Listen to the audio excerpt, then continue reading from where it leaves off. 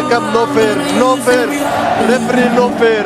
বিশ্বকাপের নকআউট মঞ্চে আর্জেন্টিনা ও মিশরের লড়াই শেষ হয়েছে, কিন্তু শেষ বাঁশি বাজলেও থামেনি বিতর্ক। স্টেডিয়ামের গ্যালারি থেকে শুরু করে সামাজিক যোগাযোগ মাধ্যম সবখানেই এখন একটাই প্রশ্ন, ভিএআর কি সত্যি সঠিক সিদ্ধান্ত নিয়েছে? মিশরের বাতিল হওয়া গোল আর শেষ দিকে পেনাল্টির দুটি আবেদন যেন ম্যাচের চেয়েও বড় আলোচনার জন্ম দিয়েছে। তবে এই বিতর্কের মাঝেই ভিন্ন সুর তুলেছেন সাবেক English Premier League referee Andy Davies. তার দাবি, আবেগ নয়, নিয়মের বই খুললে ভিএআর এর প্রতিটি সিদ্ধান্তই ছিল সঠিক।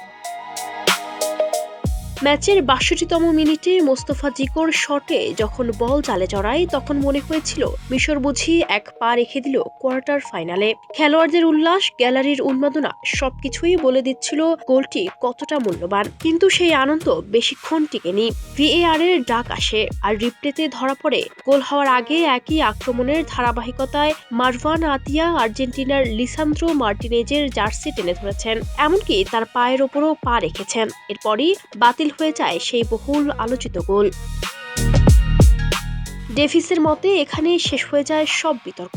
তার ভাষায়, একই আক্রমণের ভেতরে যদি কোনো স্পষ্ট ফাউল ঘটে এবং সেই আক্রমণ থেকেই গোল আসে, তাহলে নিয়ম অনুযায়ী গোল বাতিল করতেই হবে। ঘটনাটি মাঠের অনেক ওপরে ঘটেছিল বলেই হয়তো অনেকের চোখ এড়িয়ে গেছে, কিন্তু ভিএআর এর ক্যামেরা কিছুই এড়িয়ে যায়নি। নাটকীয়তা আরও বাড়ে ম্যাচের শেষ দিকে। একবার হামদি ফাথির জার্সি ধরে টানার অভিযোগ ওঠে আর্জেন্টিনার অ্যালেক্সিস ম্যাক অ্যালিস্টারের বিরুদ্ধে। এরপর মোহাম্মদ সালাহ দাবি করেন হুলিয়ান আলভারেজ তাকে অবৈধভাবে বাধা দিয়েছেন। দুইবারই মিশরের খেলোয়াড়রা পেনাল্টির আশায় রেফারির দিকে তাকিয়েছিলেন, কিন্তু দুই ক্ষেত্রে ভিএআর এর মাঠের সিদ্ধান্ত বহাল রাখে। ডেভিস বলছেন, ম্যাক অ্যালিস্টারের জার্সি ধরা ছিল খুবই সামান্য, যা ফাথির বল পাওয়ার সক্ষমতায় উল্লেখযোগ্য প্রভাব ফেলেনি।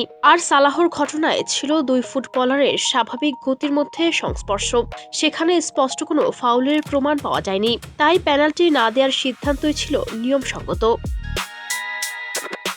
অনেকেই বাতিল হওয়া গোলের সঙ্গে সালাহর ঘটনাকে এক পাল্লায় মাপতে চাইলেও ডেভিস মনে করেন দুটি ঘটনার মধ্যে আকাশ পাতাল পার্থক্য রয়েছে। একটিতে ছিল স্পষ্ট অবৈধ হস্তক্ষেপ, অন্যটিতে ছিল শারীরিক সংস্পর্শ। আর ফুটবলের আইনে এই পার্থক্যটাই সবচেয়ে গুরুত্বপূর্ণ।